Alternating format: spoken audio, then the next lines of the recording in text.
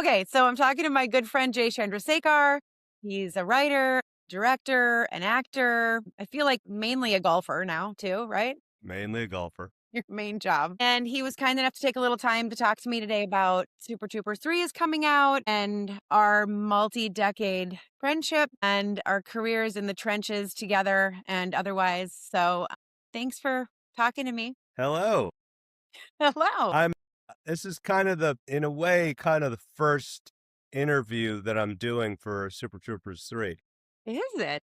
Well, I'm at the back end of my shoot up here in Vancouver. I'm shooting Animal Control, a show that I've done. This is the 5th season. You came and took a look at season 4. I did. I loved it. And once I leave here, I'm going to Philly area, like it's called Pottstown, and I'm going to do 4 stand-up shows. And then I'm going to fly to Austin, and I'm going to plug into the beginning of the Super Troopers tour, which is going to be a lot of interviews about the movies. But this is really the beginning of it. This Hey, interview. good. We're doing a hard launch.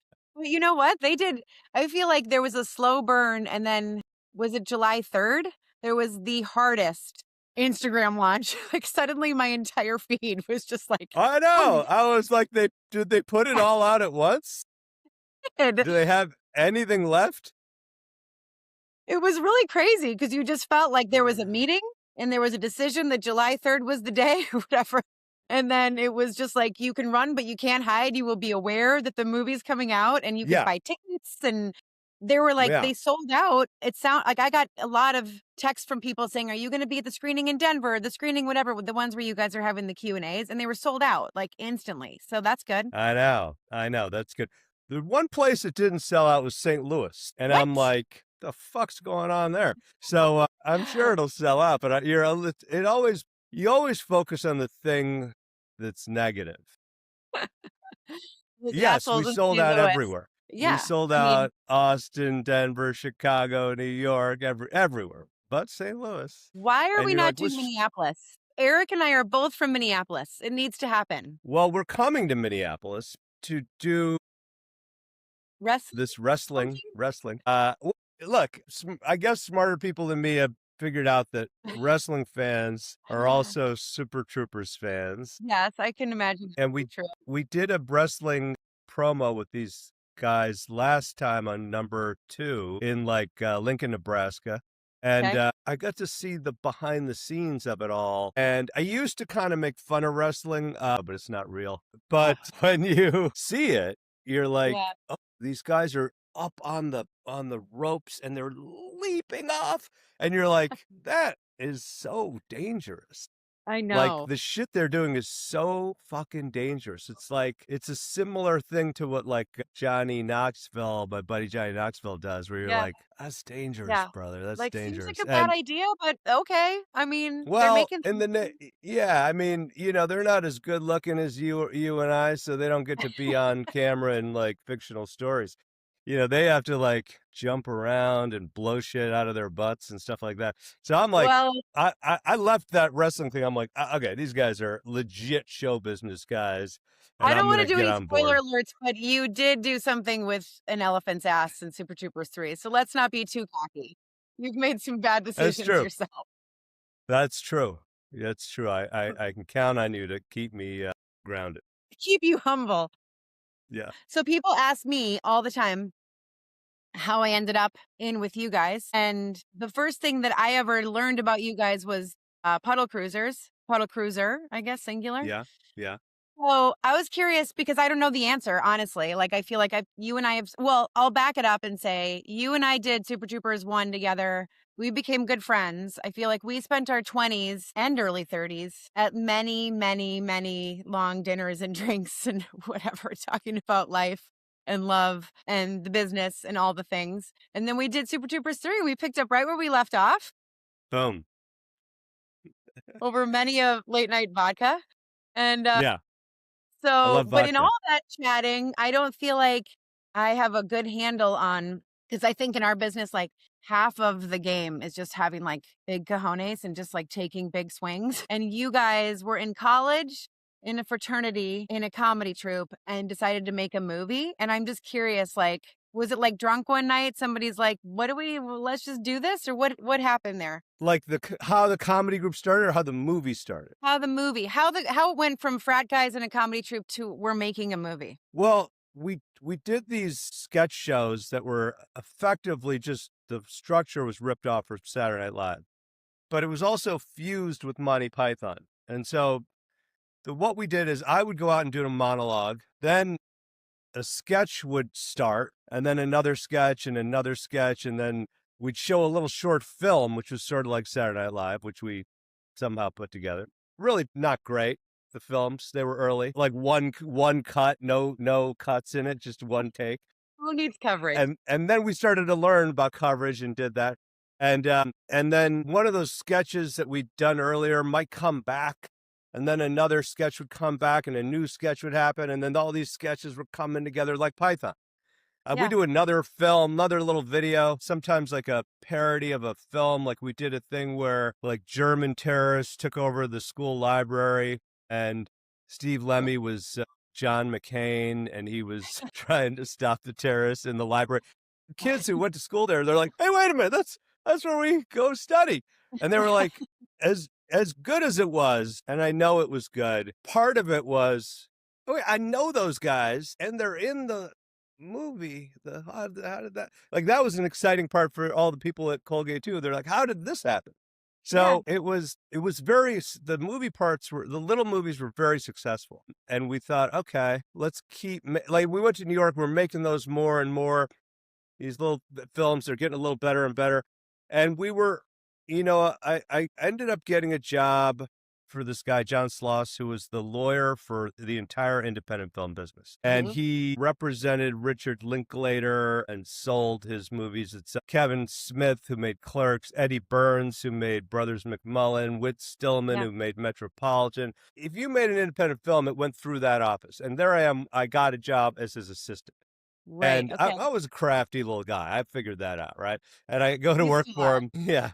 And I'm like, I just said to my comedy group, I'm like, look, we tried to get on TV, and MTV at the time there was Saturday Night Live in Living Color, Kids in the Hall, and then they added the MTV was going to give a sketch group a show, and they came to see us, and we murdered.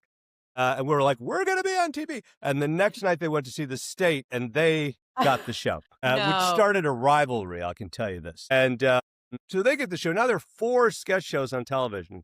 And I was like, there's no need for a 5th sketch show, even if somebody One. wanted to do it. Nobody would want to do it. I said, why don't we go make movies like Python? Like we always wanted to be Yeah. Python. Why don't we go do that? And we were in New York where movies were being made for 40,000, Yeah. 60,000, 110,000. And I was like, okay, let's write a sketch film. So we wrote this sketch film and we showed it to some producer and he goes, all right, you need 12 different intricate sets that you guys have written. You need a French throne room. You need the top of the the John Hancock building, and Such you're a like, wait, rookie move. Do it again, but yeah, in one room with no yeah. props. They're like, you got $900,000. Like, no, what? So we were like, okay, we're gonna make it in one location, just like Clerks. Rick Yeah, Linklater made Slacker, which is just around Austin. They never yeah, drove anywhere. They never left anywhere. And we yeah. were like, okay, so where can we make a movie? And we're like, oh, we'll make it at Colgate at where we went to school.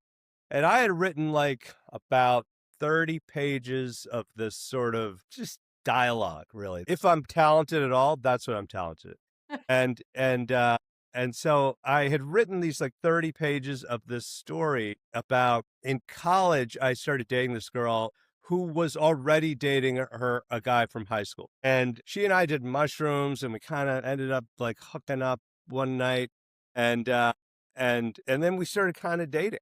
And she was already dating this guy and I'm like, whatever. I mean, like we're just dating. I don't even know what we're doing. And then eventually she, saw the light.